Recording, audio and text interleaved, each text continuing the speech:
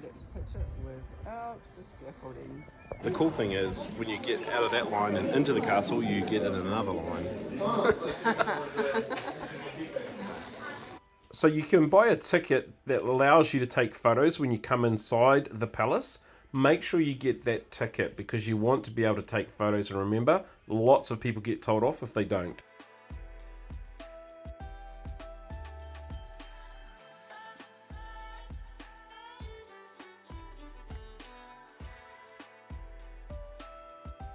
Okay, it's very, very pretty in here and very ornate.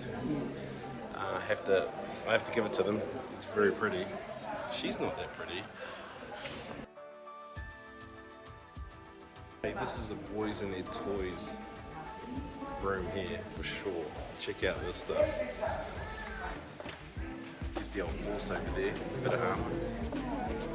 Okay, this was the king's favorite room. This was his weapon collection, and he would collect them from all over the place. Some of the oldest weapons here are from 1520. Some of them are from Germany, some of them from here. It's a pretty cool space.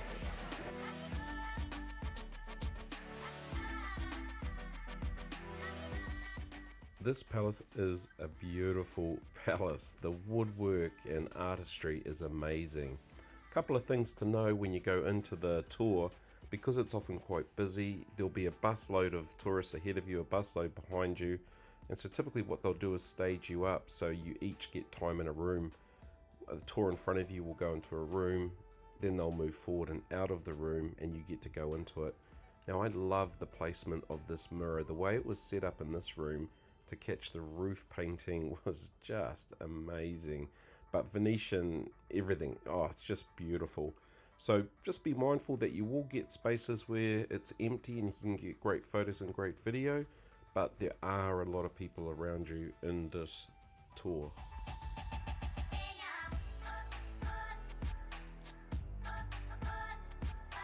Okay, and that's the tour done. There we go. That's the tour done. We now have 30 minutes free time to wander around, have a bit of a look. And is it worth coming? I actually like this better than Pena Palace, which if you've been to Sintra in Portugal, you know what I'm talking about. So now we're back outside where the whole thing begins. Gotta say, better than the Pena Palace in Sintra. Enjoyed this a lot more. The beauty here is a lot more. Things are more ornate. It's pretty awesome inside. So, is it worth coming to? Short answer, yes. For €10 to go inside and go around the tour, spend the €10, worth your money, very beautiful.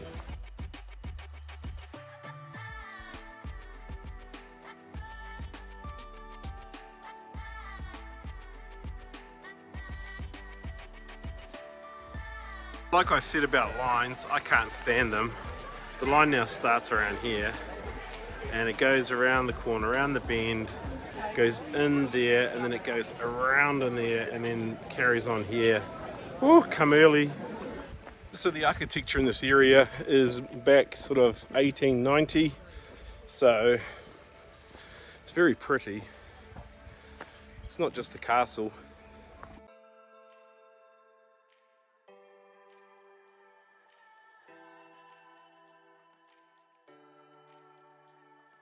So we're heading through Transylvania at the moment, Bran Castle, which is Dracula's main castle.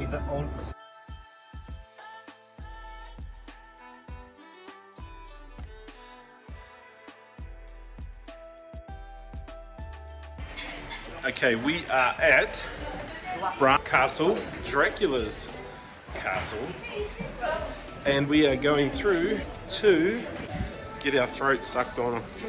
Okay, so we're heading to the castle now. Our guide said that the food, street food and stuff here is all good. It looks pretty good too. So we're going to do the castle, come back, get something to eat. It's worth having a wander around here for sure. Dracula's castle here. It's Vlad Dracula, who was the son of the king, Vlad.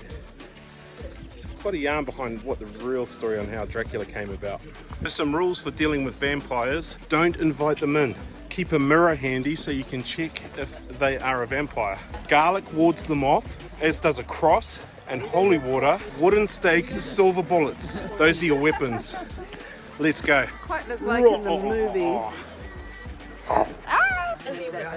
Be prepared to stand in lines and climb stairs when you're coming to Bran Castle.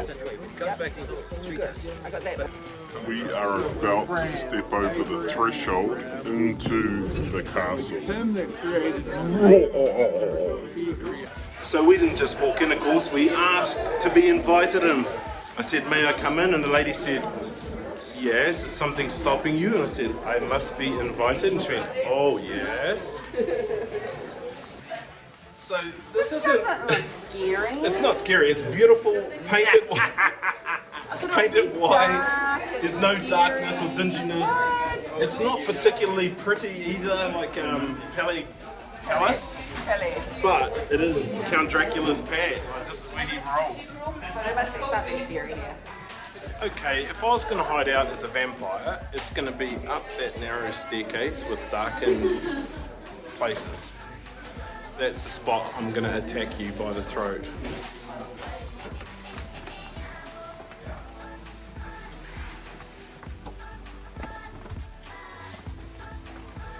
Ah!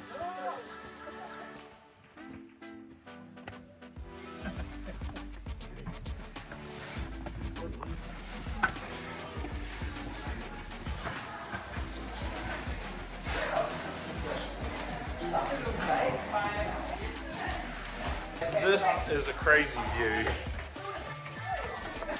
What are you, Only dark green we can find. what's it like being in Transylvania in Count Dracula's castle? A bit too upbeat and happy for me. Everyone's happy, no one's scared. There's no vampires. Maybe we've been told a lie our whole lives. Maybe Dracula doesn't exist. What about Santa? Oh my gosh. Come with me. You're shouting it at me there. No, Trevor, come with me. I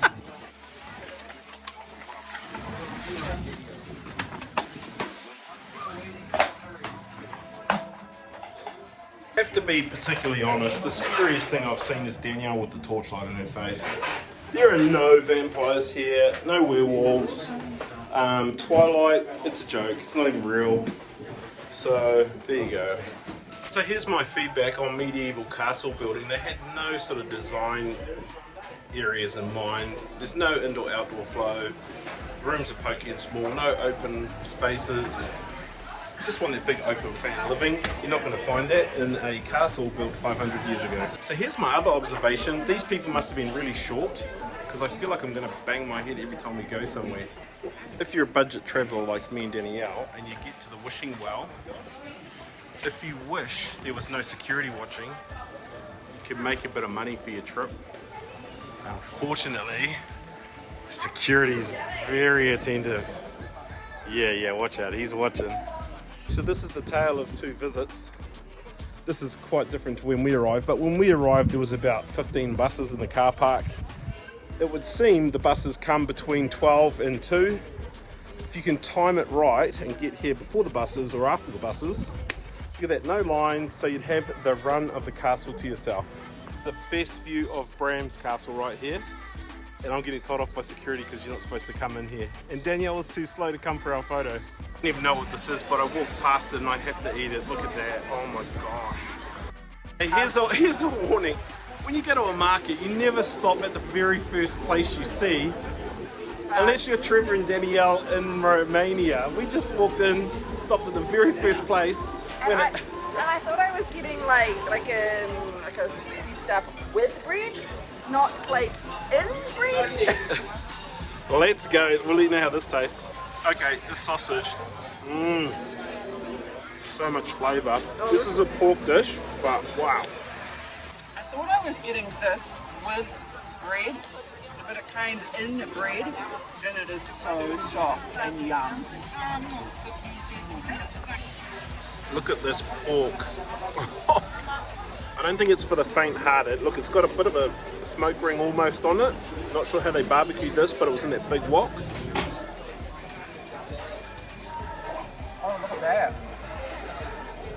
That is so tender. Wow. So is that. So this is a traditional Romanian delicacy. It's called papanash. Okay, this papanash. Papanash. This is a very good donut. Oh, it just gets better. It's so good. Okay, we're back on the bus after a great lunch, great visit to the Bran Castle. Lunch was awesome, and we're heading now to Bravos. Where are we going? Brazov. Take your bras off. We are not going to Bravos. We're going to take our bras off. Where are we going? Where are we going? To sleep? It's an early day, early start today. No, that was a cool spot. Cruising around, looking, walking, eating. Awesome.